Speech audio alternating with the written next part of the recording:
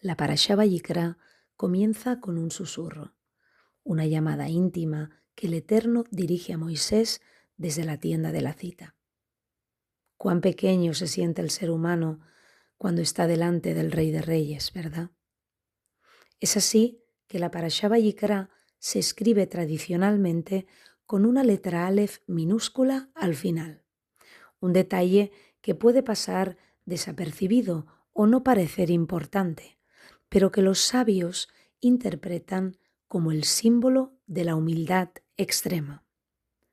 Este pequeño detalle nos enseña que para iniciar cualquier proceso de elevación espiritual, primero debemos hacer espacio reduciendo nuestro ego para permitir que lo sagrado entre en nuestra vida.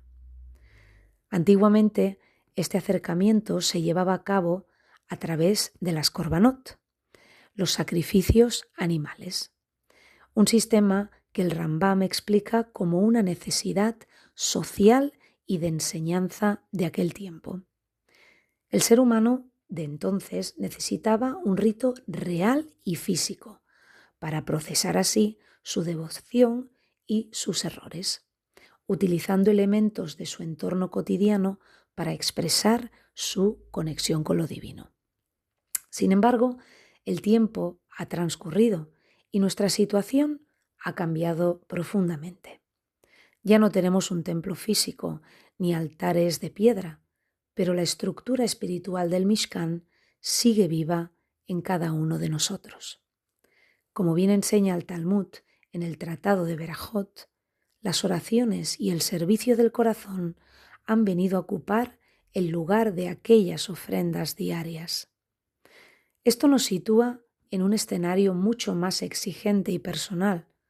Ahora el animal que debe ser presentado en el altar no es un ser externo, sino nuestra propia naturaleza, nuestros propios instintos. Somos nosotros mismos quienes debemos ponernos en pie frente al altar de nuestra conciencia y presentar todas nuestras características desgranando nuestro ser ante la mirada del Eterno.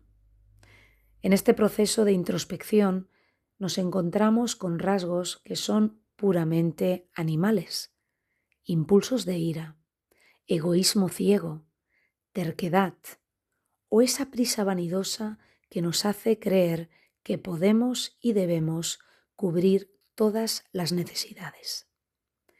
Estas son las características que en el lenguaje de la Parashá deben ser quemadas. Doblegar estas inclinaciones es el sacrificio más difícil, porque implica renunciar a una parte de nuestra comodidad instintiva para cumplir con lo que el Eterno pide de cada uno de nosotros. No se trata de anular nuestra energía, no es eso, sino más bien de transformarla. El fuego que consume estas bajezas es el mismo que purifica nuestra intención.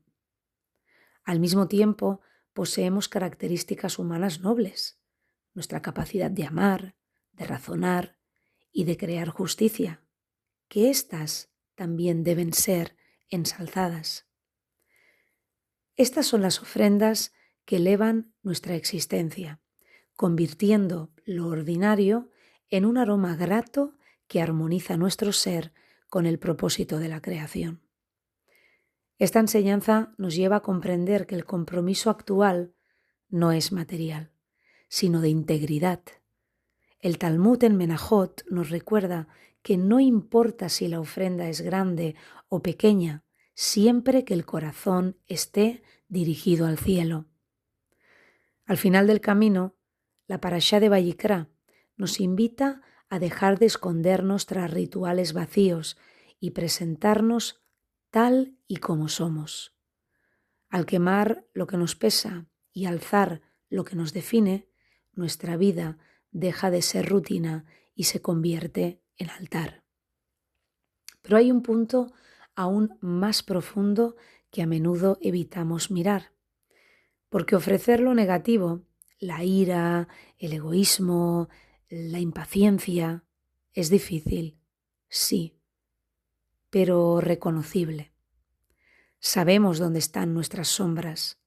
Lo verdaderamente exigente es ofrecer también aquello que consideramos nuestro, nuestros talentos, nuestros logros, incluso nuestras virtudes. Ahí es donde la pequeña Aleph vuelve a hablarnos. No solo se trata de empequeñecer el ego cuando fallamos, sino también cuando acertamos.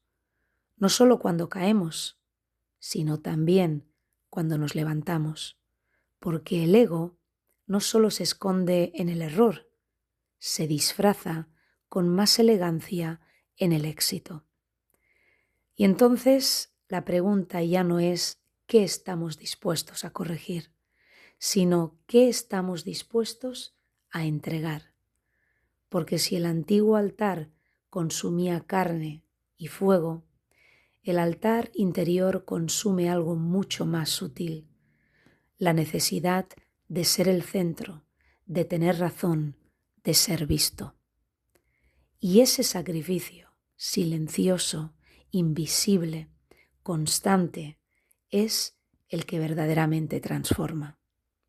Quizás por eso la parashá de esta semana no comienza con un estruendo, sino con un susurro, porque la voz del Eterno no irrumpe donde hay ruido, sino donde alguien ha hecho espacio.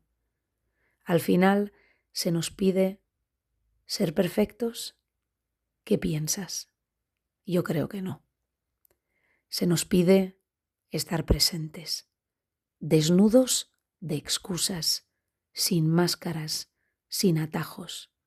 Y tal vez ahí, en ese instante en el que dejamos de defender lo que somos, podemos empezar a ofrecerlo. Recuerda, ahí es donde por fin comienza el verdadero acercamiento. Shabbat Shalom Umeboraj.